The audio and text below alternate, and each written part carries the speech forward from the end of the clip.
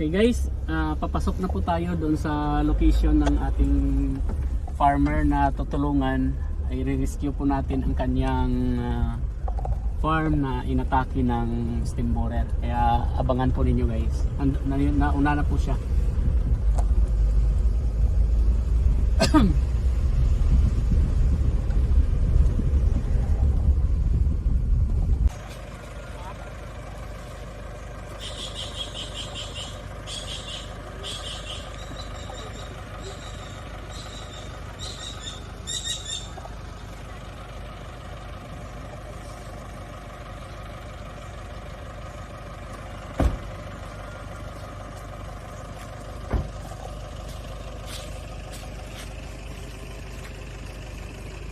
Okay, let's go. Guys, punta natin guys. Rescue tayo.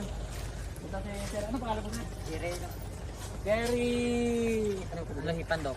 Alohipan. Taga barangay. Biwang, Puro 4. So, Ano yung problema mo? steam borer po daw. Okay. Rescue natin. Bye. Guys, rescue natin si sir. Guys, punta natin doon yung farm nito. Ay, no. Nadala.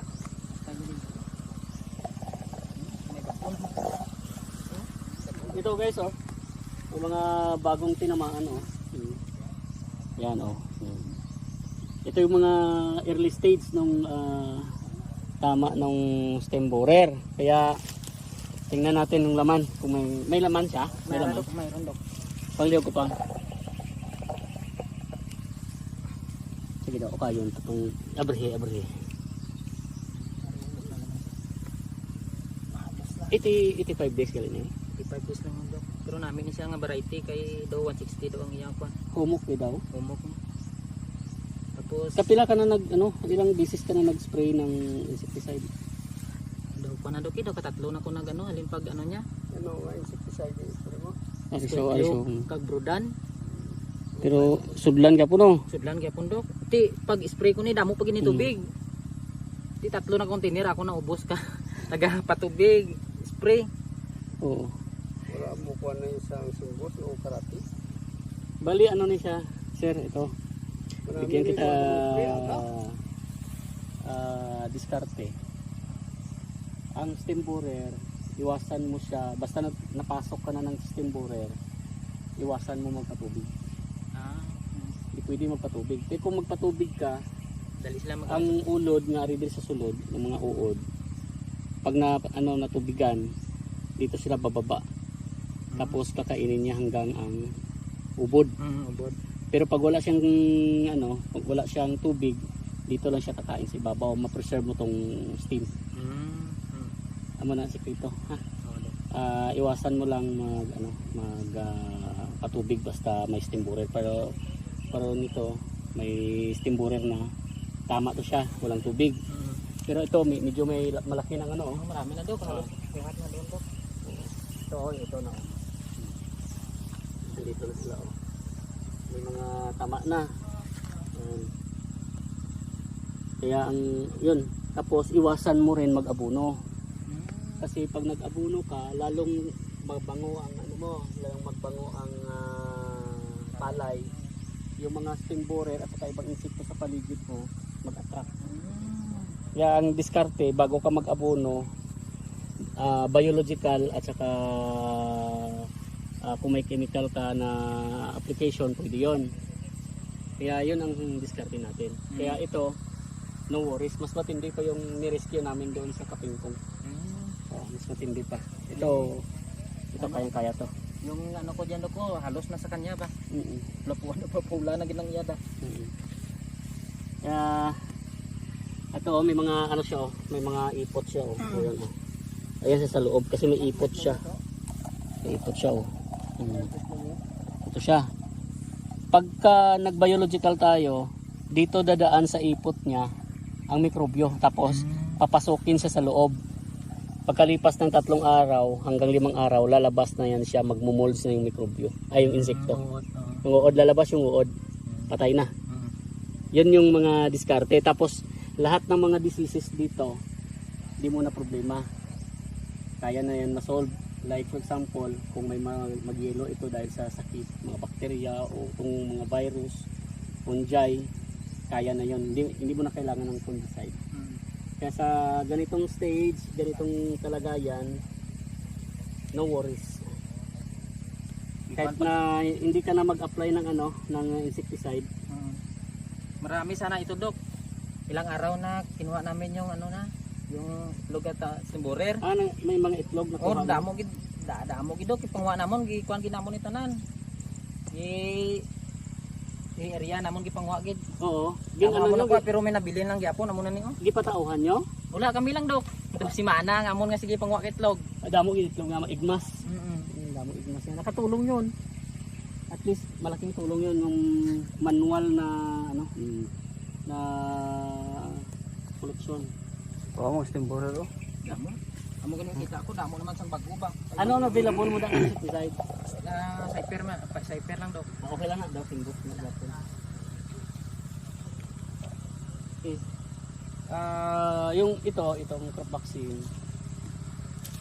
bigay namin to sa inyo bilang tulong namin sa inyo. Kasi Doc Germs to the rescue tayo, di ba? Magre-rescue po tayo guys dito sa farm ni Sir. Bibigyan po natin siya ng gamot para sa kanyang problema dito sa kanyang farm. At makikita niya pagkalipas ng 1 linggo, masosolve na to. Wala na tong problema. No? Ito yung paraan. Itong mangyari sa temporary after 3 to 5 days. Tapos makaka-recover na to, saka ka na mag-abono 7 days.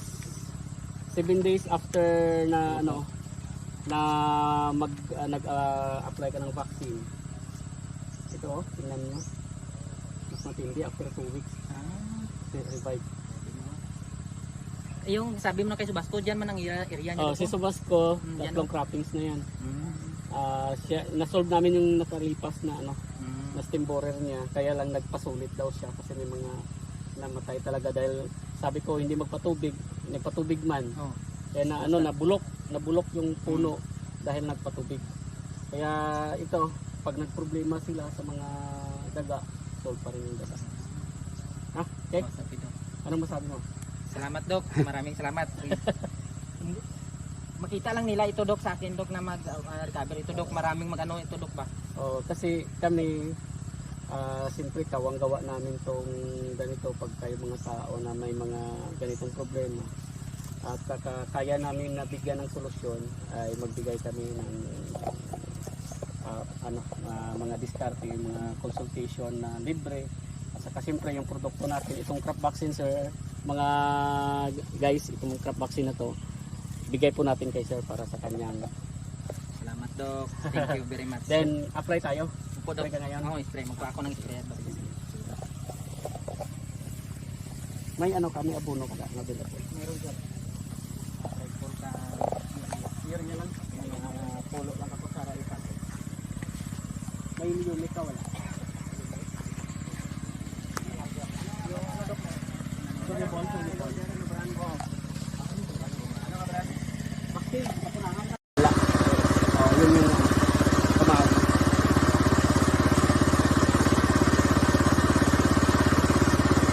Problema niyo talaga yun, no? Simple. Dok, yung nakaraan harvest namin din, Dok. Pero kalahati na. Ilang sako lang ng CSB 57 lang, Dok. pero mas mas matindi yun na timbuner. Kaya natamaan, Dok. Ano na tayo? Bunga na. May uban na. Ito, okay to. Kasi pagka mas bata pa siya, at least ma-revive natin. Kasi yung timburer, pagka tumama siya ngayon, tapos hindi nyo na control, yung kanyang uod na maging karo-karo, pag nangitlog ulit yun, babalik yun sa kung saan sila ito nanganak. Timing na yung palay mo, buntis na. O nagabungan. Kaya mas maganda, sa early stage pa lang na pumasok siya, makontrol na natin. Ito yung timing para hindi sila magbalik sa panahon na mamunga na yung kayo.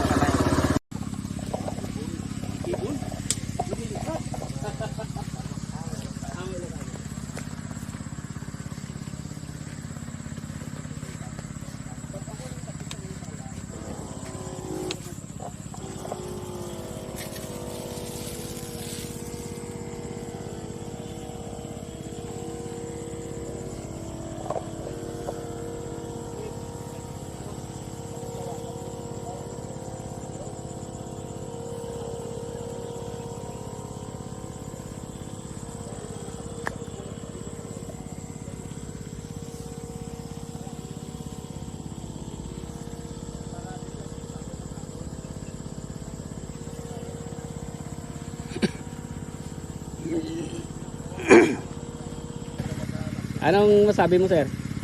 Salamat sir sa crop vaccine. Masolusyonan ganyan yung stimborer sa akong palay. Okay, no problem. Salamat kayo. Kay kung may problema, may solusyon. Di ba tama? Tama sir, salamat. Okay. Walang ano man, sir. Text lang o tawag lang ha pagka may kailangan.